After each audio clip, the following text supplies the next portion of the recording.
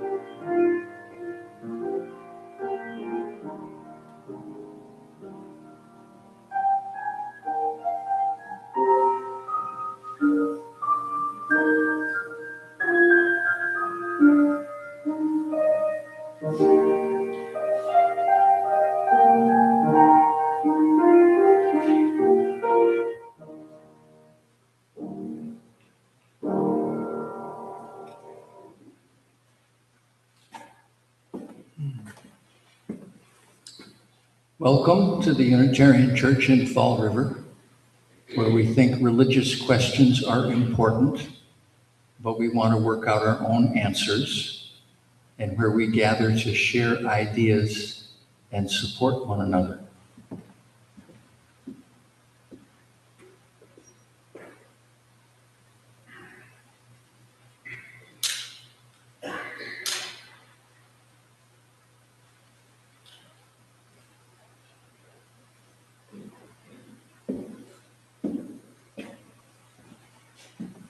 We gather this hour as people of faith, having sorrows and joys and needs and gifts.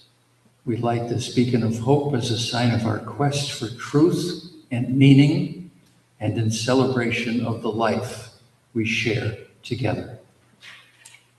Could we join, please, in our opening hymn? We're not singing it to the music in the hymnal. We're singing it to the music for which it was written. But the words are in the hymnal. Number 4, I brought my spirit to the sea.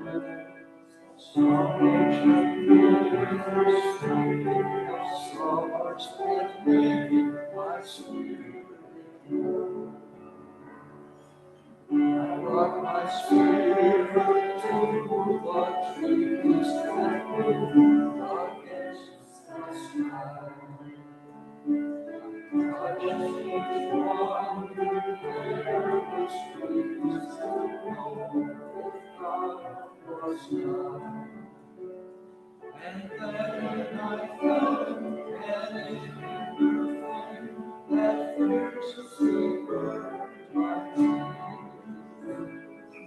but I worship so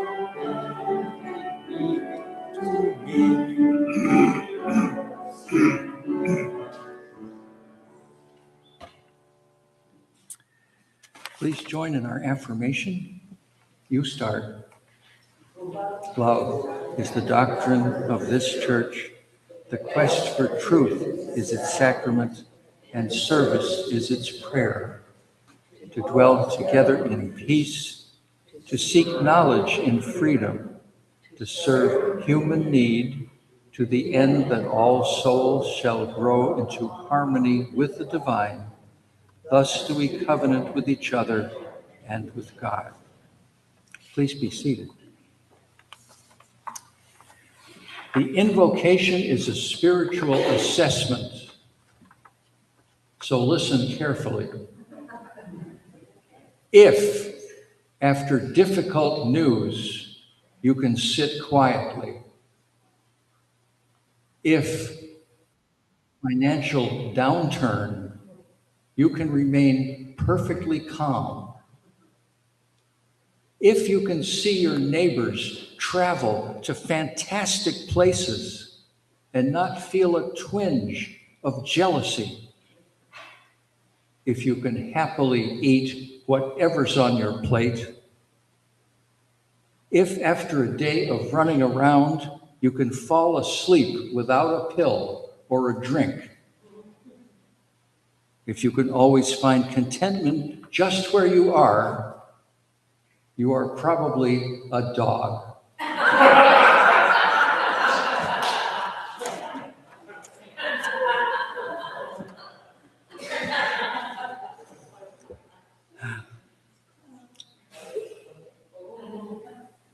We have this weekly religious discussion group, and we're moving to Mondays. We've been meeting Wednesdays at 9. We're going to meet Mondays at 9. And on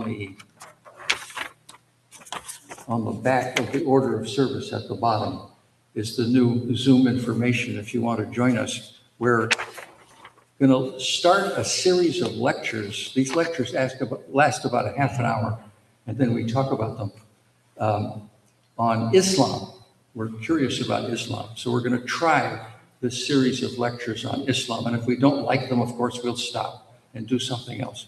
But if you're interested in Islam, or what Islam is about, you might be interested in joining us. And also, next week would be Potluck Sunday, right? The second Sunday of the month. It's also Mother's Day, yeah. Now, does that create a problem? Should we make it the third? What do you think? Yeah. It'll be a problem for some, but probably not. We should probably stick with our usual pattern, which is the second Sunday.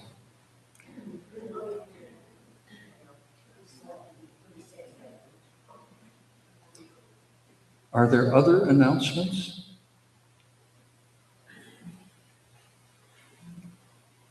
Good morning. Thank you, Richard, for being here this morning to listen to worship. I want to let everyone know that Ken Reeves will be with us next week. It's very interesting. Of course, I don't think it's on Mother's, but he will mention Mother's Day, I'm sure.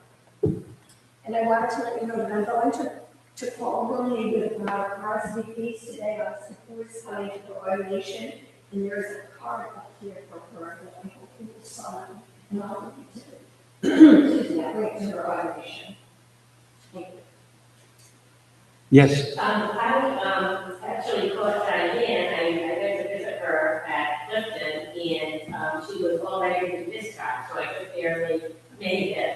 And she seemed to be feeling really well. I know some the rest of you have seen her, but good spirits and not a lot of pain or anything. So She's doing some positive. yeah, she really is. She really is. But also, we are on a text chain, some of the women in the parish, and Jean's friend, who we asked for prayers for last week, did that this week. So, yeah. And Tracy wanted everyone to know that she is away today, she sent to us. Just to report again on these items out here, that project is finished. So all 5 of these units have been installed and seem to be working okay. We probably won't notice much about them because they're at least over the summertime when they're doing air conditioning, most of us won't be around. We'll see in the fall when we get into the heating season and they are heating how that all works. So that's going to take a while. So far, so good with that.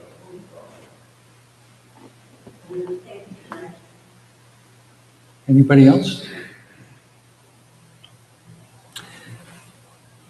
My prayer this morning is by the Ashanti people who live in Ghana. You know how, suppose this is west and this is east, so here's the Atlantic. You know how Africa has this big bulge like this? Well, Ghana's at the bottom of the bulge. It's a little tiny country at the bottom of the bulge. And the Ashanti people are a small tribe that lives in Ghana. And they do farming and fishing in the ocean mostly. And this is a prayer from those people.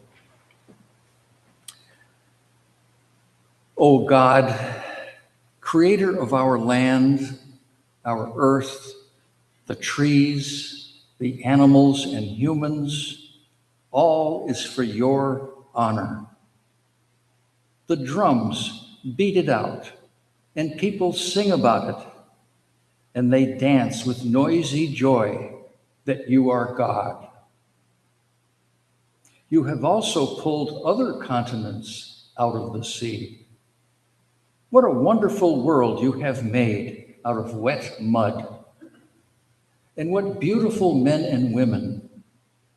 We thank you for all the beauty of the earth.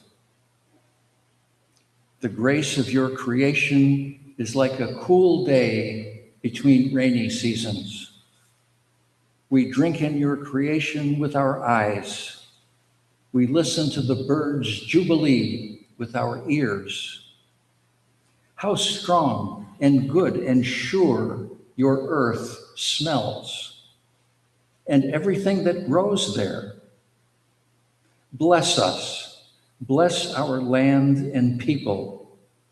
Bless our forests with mahogany, wawa, and cacao. Bless our fields with cassava and peanuts. Bless the waters that flow through our land. Fill them with fish and drive great schools of fish to our seacoast so that our fishermen in their unsteady boats do not need to go out too far. Be with us in our country and in all Africa and in the whole world. Prepare us for the service that we should render. Amen. And now let us be silent together to create an opportunity for prayer or meditation.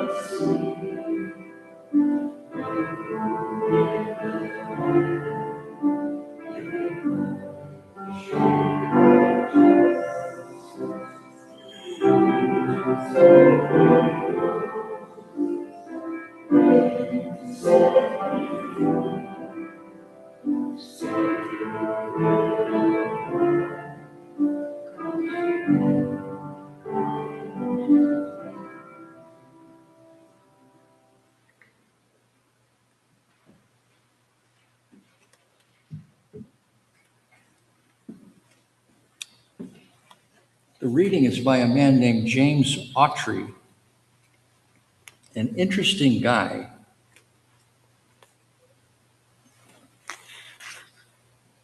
It's from a book called Love and Profit. And by profit, he means financial profit. He was the son, and I think the grandson of a Baptist minister from the South, Mississippi, I think, who went into business and wound up as the head of a Fortune 500 company. I don't know which company offhand. And wrote books about business and religion at the same time. So he means it, love and profit. This is from that book.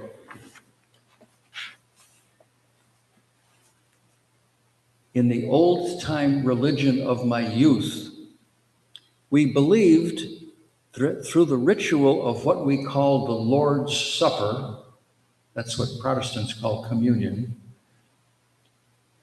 Through that ritual, we communed with the saints, with all those who had gone before.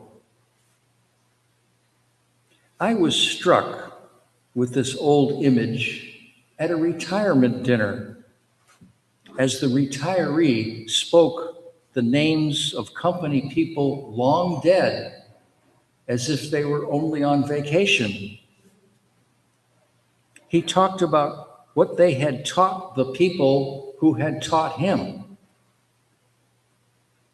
and how he had tried to teach others who were now teaching the beginners. As he spoke, we realized that a true community has no limit in time. He made us feel the extension of our community of work into a time long before us and into a time yet to come, as if the work exists in and of itself, and we come and go from it in a kind of continuum of endeavor, a kind of communion.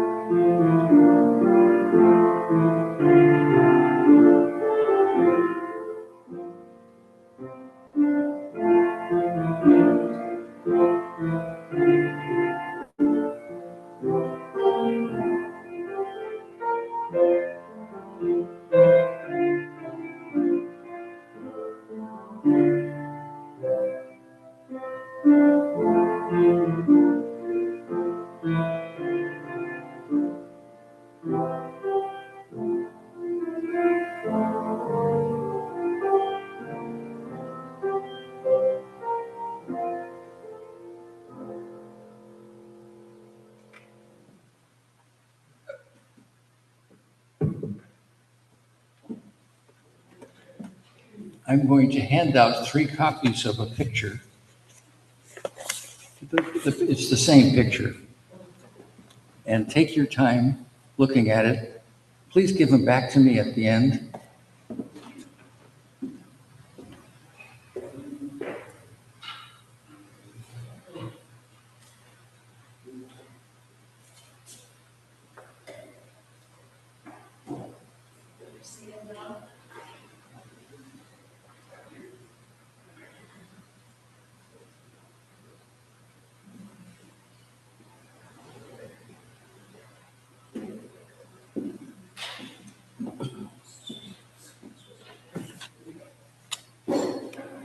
As we get older,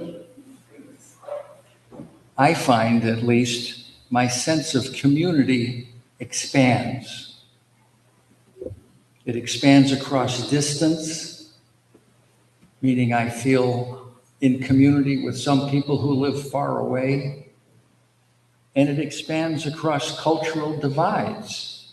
I selected that Ashanti prayer this morning because even though those people live thousands of miles away, they have a completely different lifestyle than I do. They don't look anything like I do. Their culture is completely different.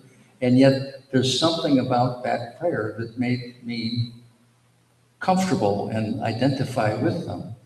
That's a community across distance and cultural divides. Today, I want to talk about the idea that we can also have a community across time. We can have a community with dead people and people not yet born even.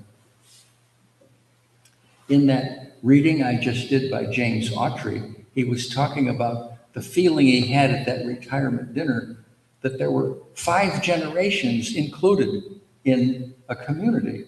There was the old timers that the retiree first met when he first was hired, long since gone, and the people they had taught, who were the people who had taught him the job. And he was also in this community was the people he had taught, and then the newcomers that they were teaching, 5 generations, all somehow in this community of this common enterprise, whatever it was. I have feelings like that. I can remember my kindergarten teacher. I was 4 years old. I went to kindergarten early because I was driving my mother crazy. And it was a Catholic school, so there was no legal limit on how early. So I was 4, and I went to kindergarten, and the teacher was Sister St. Arthur, Sister Arthur. And I remember her. You know, and I think she might have something to do with my decision to become a teacher myself later. I think of buildings. If you live in Fall River, there's a good chance you live in a building that's more than 100 years old. A building that was designed by people no longer here, constructed by people no longer here, repaired by people no longer here. And living in the house and being aware of that, well, I don't know about you, it would give me a sense of community. My house is not that old, it's only 40 years old, so. Jim and I, last week, we were here because of all the installation of the mini splits. Neither one of us had ever been inside the Fall River Library, which is just a couple of blocks south of here. And we went in there, and my goodness, what a magnificent building that is inside. And it was built in 1899. Okay, so I'm sure none of the people who designed it are still with us, or the people who built it, the people who quarried the stone, who laid the mosaics. They're all gone. But it's a beautiful building, and you can enjoy it. And to me, that gives me a sense of community with people no longer here. I remember in each of my careers, I had that experience. As a math teacher, I remember one of the things I like to think about are prime numbers, whether a number is prime. A prime number is a number that you can't get by multiplying 2 smaller numbers. So 5 is a prime. But 6 is not, because it's 2 times 3.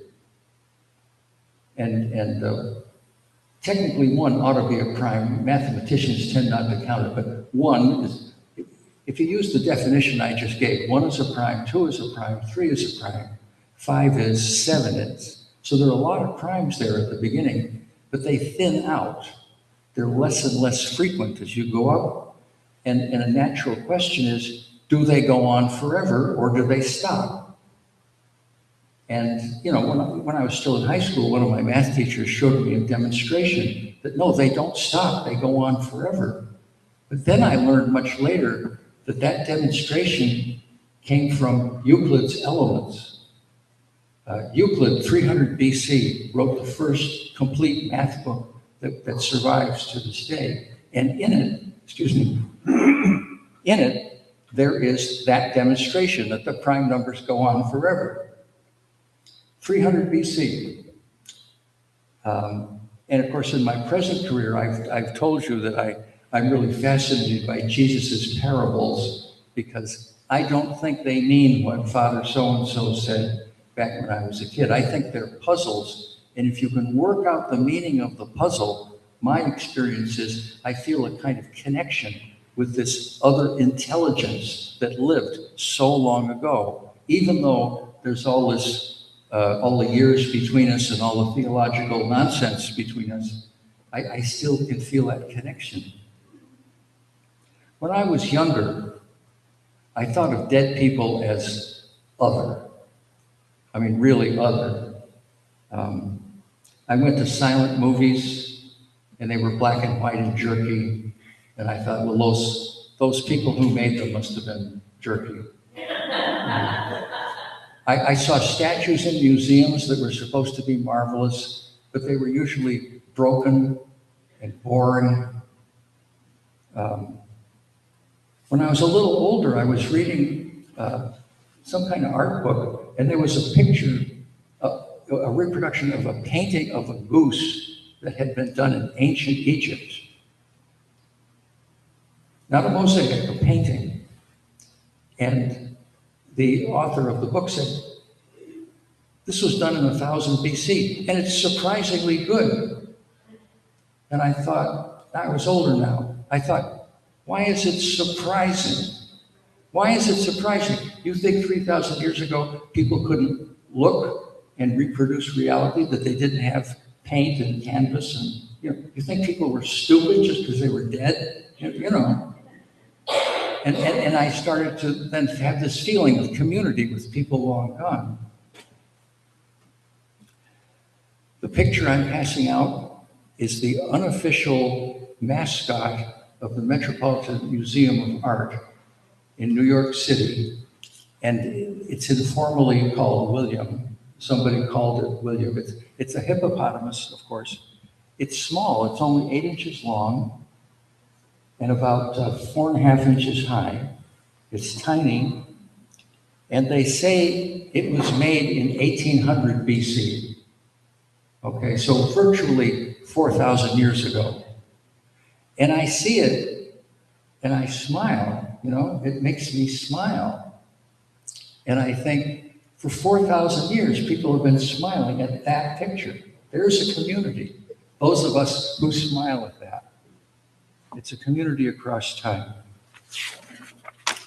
On the cover, I put a map of what the sky, what the stars were in the sky right after dark about 2 months ago.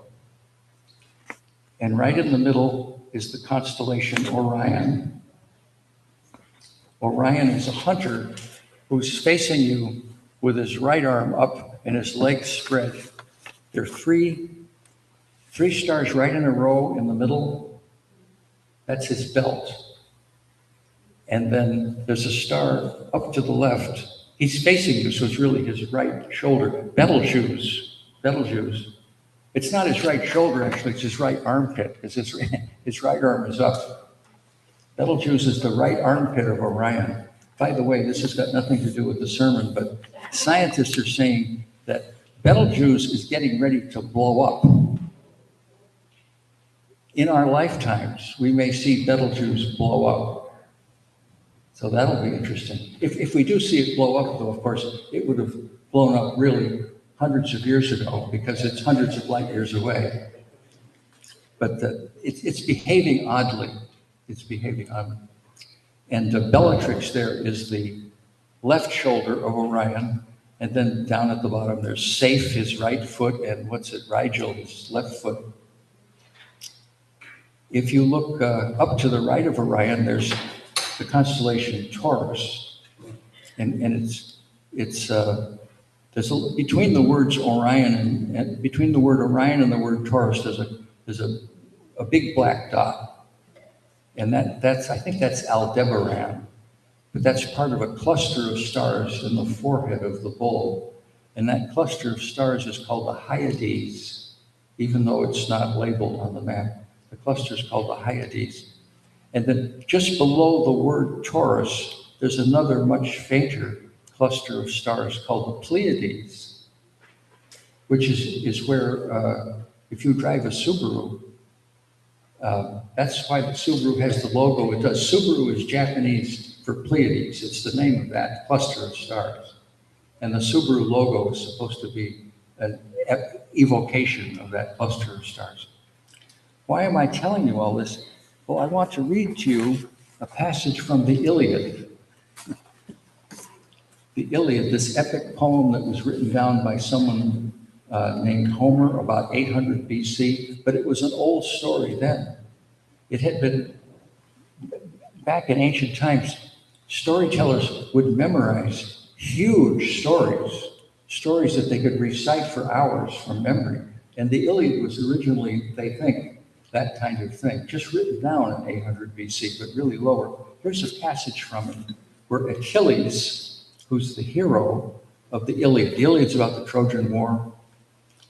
Achilles is the Greek hero of the war. And he's getting a new shield. His shield has been damaged in a battle. He needs a new one. And this is an account of the armorer, the person who makes shields and weapons, the armorer making the shield of Achilles. First of all, he forged a shield that was huge and heavy, elaborating it about, and threw around it a shining triple rim that glittered, and the shield strap was cast of silver. There were 5 folds composing the shield itself. These shields were made out of layers of leather. So 5 folds of leather composing the shield itself. And upon it, the craftsman elaborated many things in his skill. He made the earth upon it. He's decorating the shield now. He made the earth upon it, and the sky, and the sea's water, and the tireless sun, and the moon waxing into her fullness, and on it all the constellations that festoon the heavens, the Pleiades, and the Hyades, and the strength of Orion, and the bear. We still have a constellation we call the bear. Sometimes we call it Ursa Major in Latin, but that just means big bear. The Big Dipper is part of that. And the bear, whom men also give the name of the wagon. And if you think about it, the Big Dipper looks like a wagon, minus the wheels. There's the wagon, there's the thing that goes between the horses. Who turns about in a fixed place and looks at Orion, and the bear alone is never plunged in the wash of the ocean. Orion rises and sets, but the bear just swirls around the North Star. It never sets. It's always above the horizon. Of course, we can only see it at night, but the Big Dipper is always there. So here's this account of something we can see in the sky now, using the same language, describing the same things.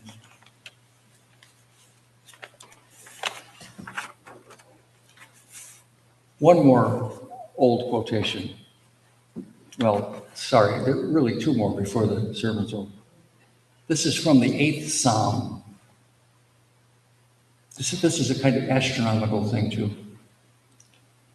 The psalmist is talking to God and saying, when I look at your heavens, the work of your fingers, the moon and the stars that you have established, what are we human beings that you are mindful of us?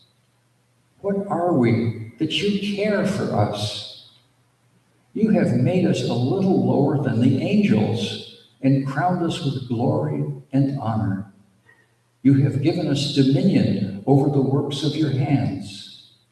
You have put all things under our feet. Here's the psalmist having an experience that I've had, maybe you've had. You're someplace where you can, like at the Cape or somewhere, where it's dark and you can see a lot of stars, and you're alone or you're with someone who's quiet, and you look out and you start thinking, what's it all about? You know, why am I here? What's the meaning of life? Here's the psalmist 3,000 years ago having the same experience. I said, there are two more readings. The next reading is a very long one, but I think this is worth it. Robert Fulghum, you may know his name. He's the guy who wrote Everything I Know I Learned in Kindergarten, or something like Everything I Need to Know I Learned in Kindergarten. He collected stories about love from people. He solicited these stories.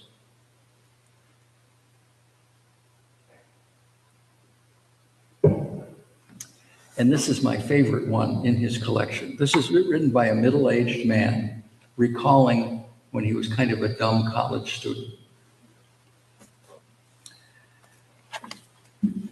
When I was a junior in college, I took a course in the writing of D.H. Lawrence.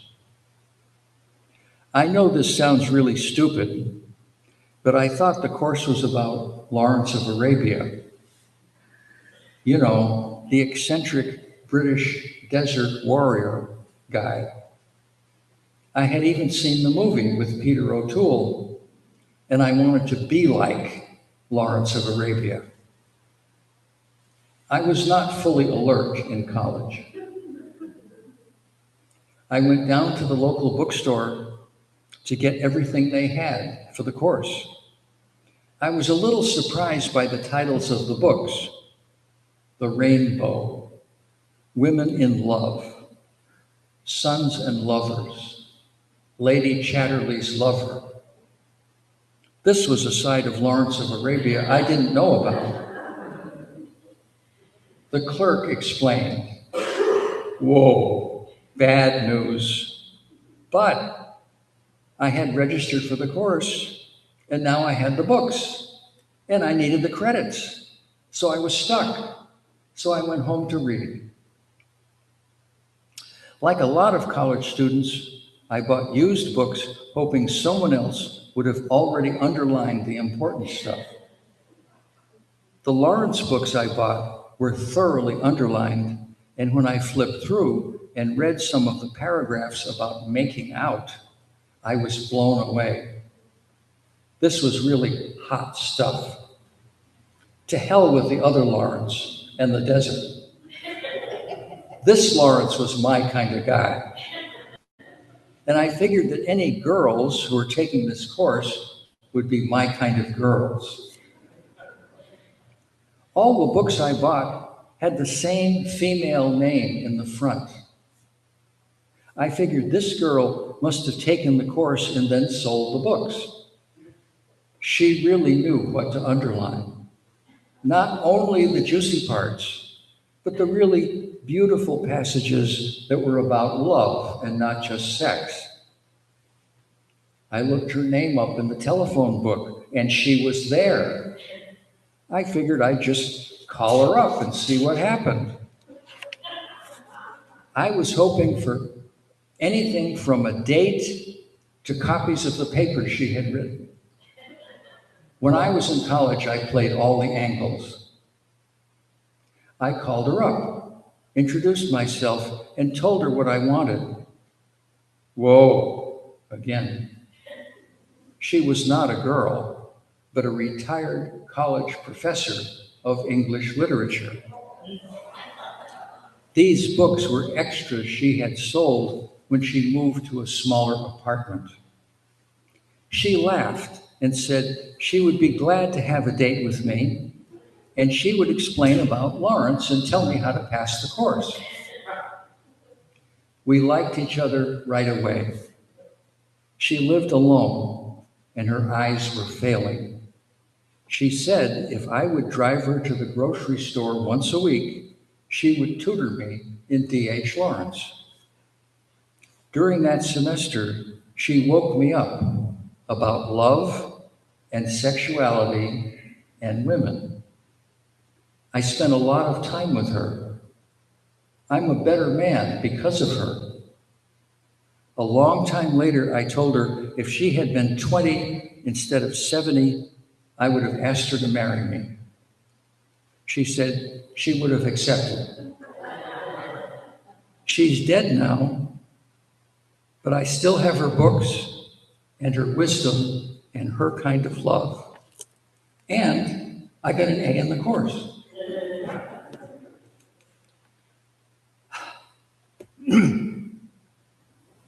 She's part of his community. When someone dies, our relationship with them changes, but it doesn't end. We have memories of the person, most good, hopefully, but maybe some not so good, but we have memories that have stayed with us. We still have an emotional relationship with them. It continues. And our emotional relationship can even evolve. You might recall something the person said once and combine it in your mind with something the person did on a completely separate occasion. And by combining those two things in your mind, you can come to a new insight about this person.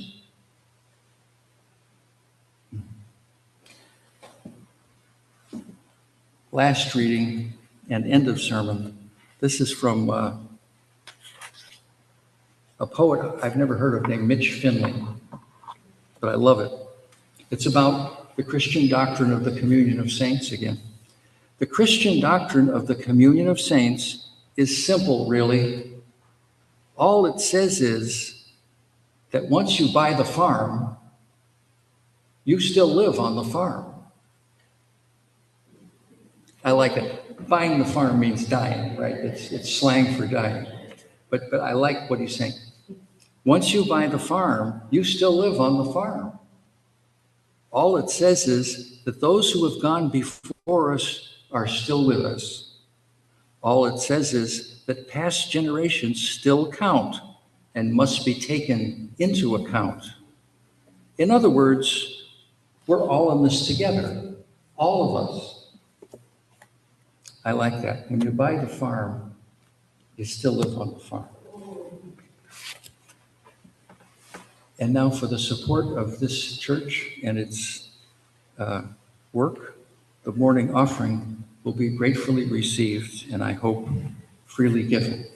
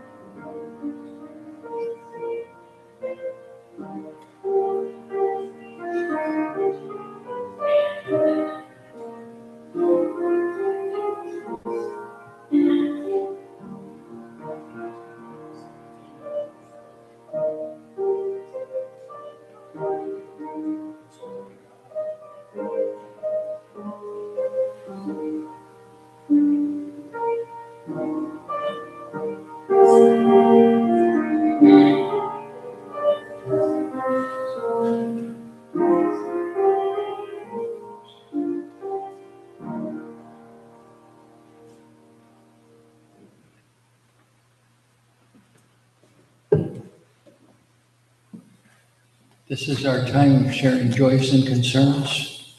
The theory is that a joy shared is multiplied and a concern or sorrow shared is divided.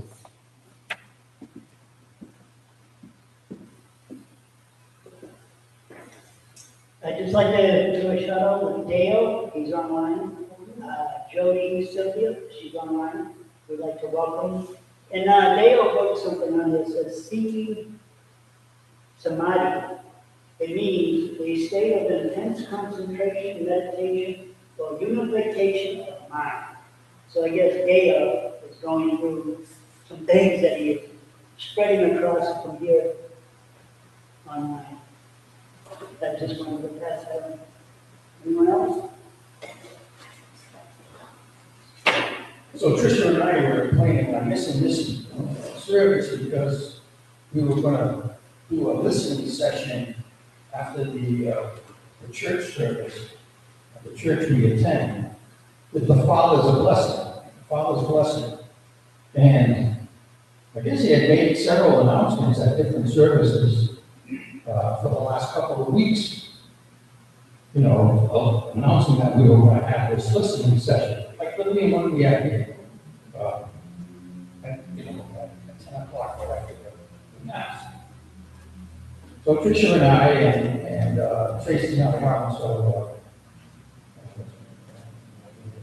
Andrea waited with Father Wilson, you know, for the people to show up after mass. Well, as usual, there was a mass exodus after mass, and the only people that showed up for this was Tricia and I, Andrea, and Father Wilson. And I started to think about, you know, it kind of dovetails with this community thing, right? As a community, like, we're bifurcating pretty drastically. That it seems in this community, Fall River, people don't really want to participate electorally, politically, because of the divide that's taking place, the radical attitudes, the violence, the animosity, the hatred. And so there's no more discussion. You know, you either, you know, toe the line, this is what we want, or get the hell out. And that's not really, like, you know, my intention of being politically active is, you know, trying to have a give and take. You compromise on some things, you push on other things, and, you know, you try to come up to a common good for most people. And it's really just concerning because it seems like people then who are being successful in this system are the most radical, right? The most belligerent, the loudest, the most violent. And that can't be good in the long run. I mean, I don't know about anybody else. I mean, you really hate the community you live in, and I mean viscerally hate it, and you want to see it completely destroyed. Well, that's a path to do it. Is you create those kinds of divides within the community where you know nobody can talk to each other, and all you do is try to destroy each other. And I don't know, I mean, that's a concern. I was really, really shocked, because I've been involved with UIA for a very long time, and, you know, I kind of backed out, you know, because it wasn't, you know, working on issues that I really thought were really important back then. Right? But I guess in all the 30 years or so that I've been involved, it's really, really changed. That the level of participation is sort of, you know, the electorate, the polling is similar. It's dropped dramatically. So, you know, we get a voter turnout now of 10%, and we're all cheering. we come out of a mass of 150 people, no one shows up. I mean, that's the kind of, that's kind of scary in a lot of ways. People are just divorcing themselves from the entire process. I don't know, it's a concern. I don't know how to stop that.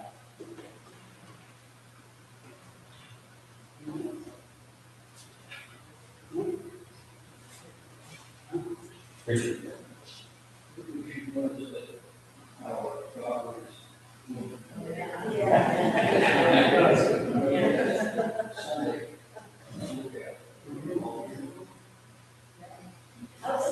Share one little thing.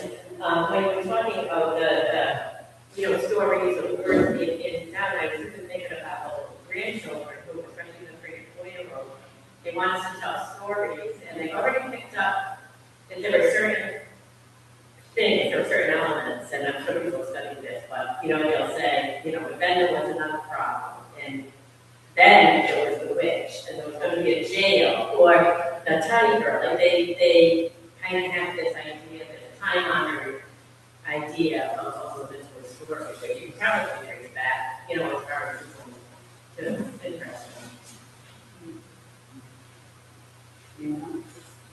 Well, I have a joy with this one. My concern is I just received a phone call on Friday, and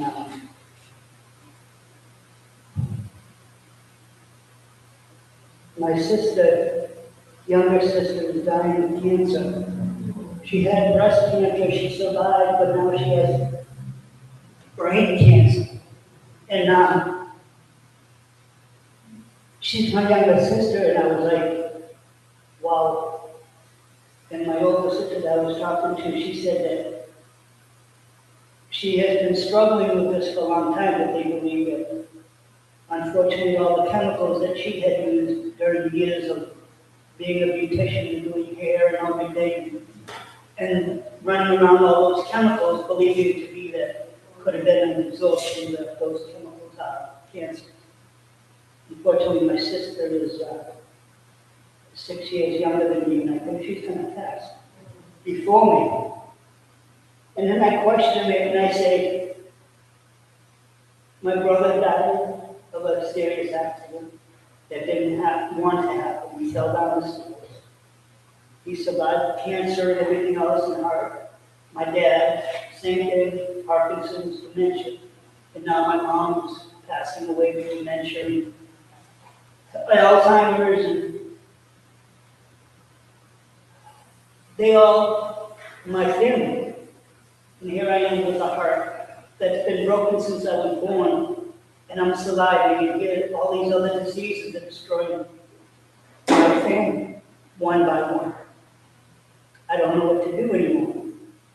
What I do know is that yesterday, I celebrated my 62nd birthday by myself, enjoying myself and my time to think.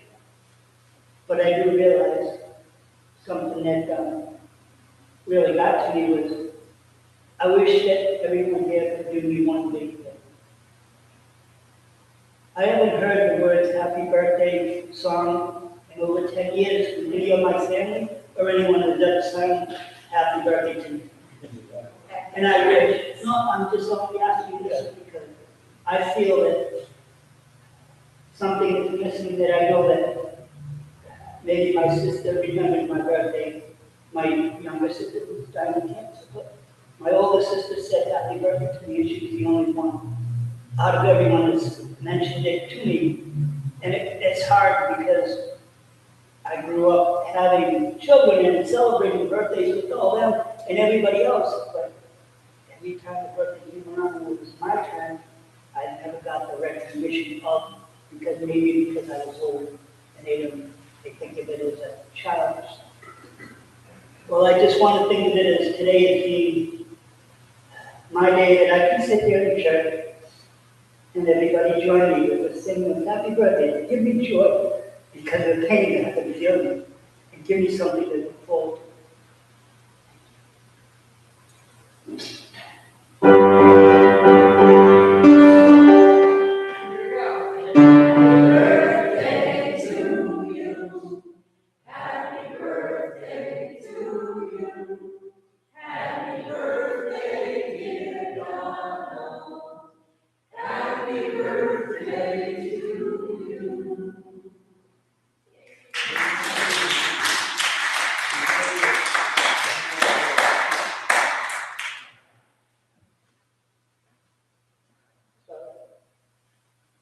Thank you, Edward.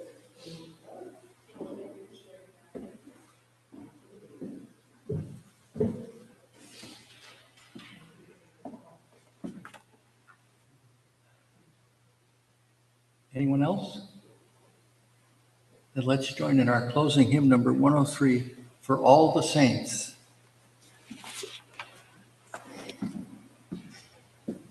When you get to that page, take a look. On Mondays, I usually play for a little singing group of senior citizens. And inevitably, the music has repeats and places where you have to go back to this spot. And I don't do it, I explain it to them before we sing it. Even though they probably said it 8,000 times. But, and then while we're going through, I'm yelling out directions. Go to page 2, second line, and there's still not food. You know, you're just randomly listening when I'm here. But I wanted to point out to you, if you look at this music, it says verse 1, 2, 4. And over on the second page, it says verse 3. While this is happening. But sing verse 1 and 2, then sing verse 8 over here, and then sing verse 4. Just so you know. Why is verse 3 out of? It's a different harmonization on the piano part. But you're going to be singing melody anyway. Don't worry.